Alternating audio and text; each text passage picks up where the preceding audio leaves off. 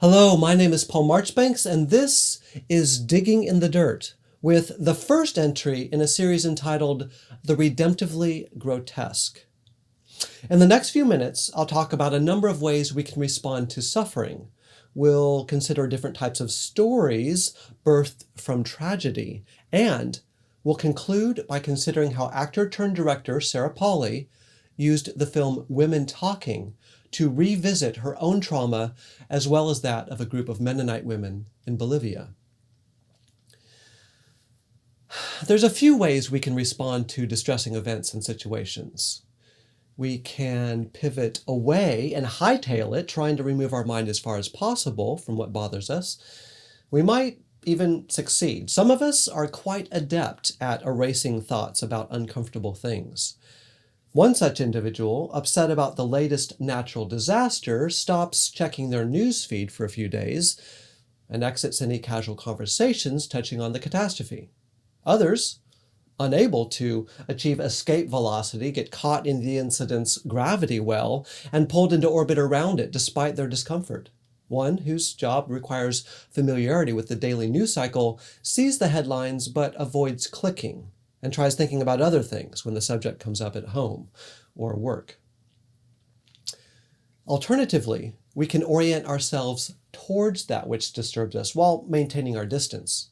Look at it from multiple angles, researching so as to better understand what actually happened, and perhaps discover something about the motivations of those involved. The more we know, the easier it can be to, if not justify what happened, at least make some sense of it, classing it alongside similarly deplorable events. The child, deeply unsettled by health problems resulting from the dumping of waste into a lake, reads up on other forms of industrial misconduct, studies the biochemical processes catalyzed by pollutants, and learns about the indigenous populations affected most heavily by tainted water. Others don't feel they've properly reacted to a crisis until they've actively done something, besides posting an opinion on social media. One person targets an issue with a sharp, polemical attack in print that takes no prisoners and admits no exceptions, deciding that a given problem won't budge unless cracked by a blunt and heavy instrument. The journalist, outraged by the activities of a terrorist cell, learns more about the culprits during an undercover operation and writes an aggressive expose uncovering the corruption hiding beneath the group's lofty rhetoric. A risk-taking extreme athlete, familiar with life-threatening situations, shelves a professional career in sports and joins the military with the explicit goal of ending terrorism by force. Others step straight into the maelstrom and try to redirect the storm from within, working towards restitution and prevention. Such a response involves compromise and perhaps unpleasant interaction with complicit parties or even the perpetrators themselves. The woman whose sister disappeared into the suffocating embrace of a religious cult boldly joins the group herself in hopes of not only extricating her sibling, but altering the charismatic leader's ideology by subtly questioning him after gaining his trust. An attorney, convinced that defending child immigrants changes nothing about the systemic racism that gives rise to each court case, becomes a politician influential enough to actually implement new and improved legislation. There's at least one other posture we can adopt towards appalling circumstances. We can turn what grieves us into art, reshaping suffering with our imaginations and inviting others to consider the issues raised in what amounts to a relatively safe, because fictional, space. Some art, of course, targets a given problem in direct and unambiguous fashion, naming names and functioning more as a combative polemic than a nuanced exploration. At the moment, I'm more interested in the latter sort of art. When an author puts a narrative frame around a dreadful situation and begins to shuffle its pieces around, one of the more important creative decisions she makes early on concerns how much power she gives her protagonists. If we're convinced that humans have little control over their destinies, our storytelling bent might veer one of two directions, towards the sweetly saccharine or the morose and tragic. We can, for instance, wrap a sentimental tale around a crisis, one in which characters express powerful emotions about their plight, but don't really change much as they move towards a happy ending that balances previous anguish with unearned bliss.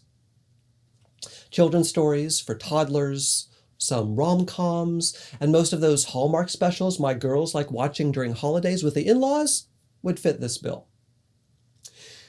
If the characters' fates instead doom them to prolonged isolation, untreated mental illness, or death, then we have what scholars call literary naturalism, where material conditions combine with bad luck or social inequity to destroy hope as well as life.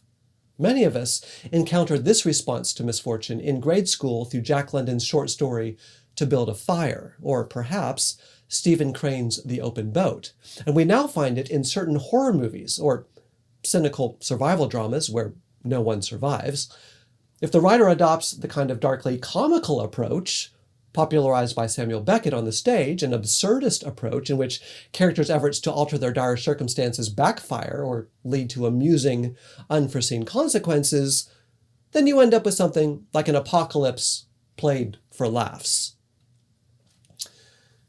Storytellers determined to grant characters agency along with free will may settle on a more realistic perspective that allows their heroes to tussle with the sociological and psychological dimensions of their desperate situation.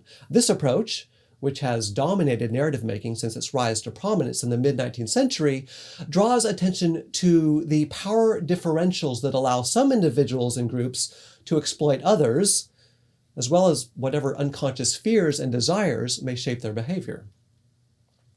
Solutions in such stories usually involve the redistribution of resources and opportunities, or the realignment of someone's expectations with the hard stuff of reality. When the right characters make enough right decisions, tragedy can be mitigated, lives saved, or honor reclaimed. And then there's that older form of storytelling which blends the heightened, sometimes melodramatic emotional displays found in the sentimental story with the realism's interest in society and the mind, but which draws everything, characters and plot alike, in the starkest terms possible. In the literary romance, which only sometimes involves actual romance between characters, extraordinarily evil villains combat heroes, conspicuous for some extraordinary virtue, like intelligence, creativity, courage, fighting skill, or self-discipline. The French epic The Song of Roland, Gothic novels such as Daphne du Maurier's Rebecca, and modern action adventures in which the special abilities of brave warriors help them combat overwhelming odds, often simplify the terms of engagement by rendering villains in only two dimensions and making our heroes extremely sympathetic. I could discuss other well-known narrative modalities like Impressionism, Expressionism, and Surrealism, but instead, I'd like to propose a new category I'm going to call the Redemptively Grotesque, a genre defined by a few key characteristics. 1. The plot reveals that humans need more than changed circumstances and therapy, that we're profoundly broken with jagged edges that tend to cut those close to us. 2. A central character falls to their knees, sometimes literally, as a result of their own brokenness, someone else's, or the brokenness of both. The crisis involves sordid details likely to unsettle the audience, sometimes involving disease, addiction, violence, and/or harmful sexual behavior. 3.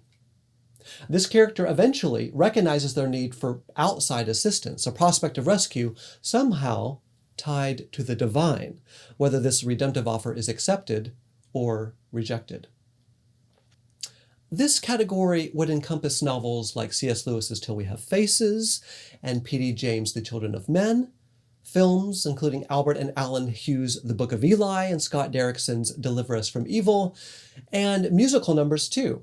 Russ Taft's Down in the Lowlands and Wren's High Wren come to mind. Of these various ways of framing distressing events and situations, which do you think might be the most appropriate when tackling one of the most horrifying, recurring tragedies which has appeared in virtually every community, in every culture throughout history? Sexual assault. In recent years, it's been tackled by way of informative and deeply troubling documentaries, fictional films which dramatize actual events, realistic dramas, revenge fantasies, and horror films. Actor turned director Sarah Polley has channeled her trauma into multiple, radically different narrative costumes since being assaulted at age 16 by a well-known radio personality in Canada. In Run Towards the Danger, a collection of autobiographical essays that also explores her experiences with stage fright, severe scoliosis, and 2 concussions, Polley openly details a few of her coping strategies.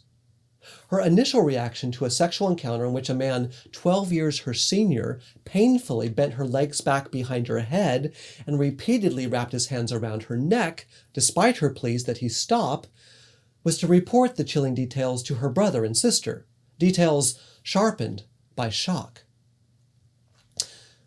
By some point in her 20s, however, she had repressed the details about the pain and fear she experienced and turned the encounter into what she calls a funny party story shared casually and often with friends. An absurd retelling which emphasized the unbelievably stupid and awkward foreplay involved. During this period, which extended until her mid-30s, she continued to meet with her attacker professionally. He even interviewed her a few times. It wasn't until 2014 that the repressed memories began to surface, 3 years before all the charges against another powerful celebrity, Harvey Weinstein, would hit the news. As other women made allegations against her attacker, Polley began narrating her experience in yet another way. She explained to friends and attorneys her complex history with her attacker, a socially and psychologically complex retelling that dove deeply into her teenage identity, that explored her and the lawyer's current concerns about how a court case might re-traumatize her and stress her kids, and one that admitted her conflicting feelings about her assailant, as well as considering the sexist assumptions likely to work against her in the courtroom and the court of public opinion. Ultimately, she decided not to press charges. Polley did, however, thread elements of this experience into her creative work. As the Me Too movement gained steam in 2017, an adaptation of Margaret Atwood's Alias Grace came out on Netflix, a series directed from screenplays written by Polley.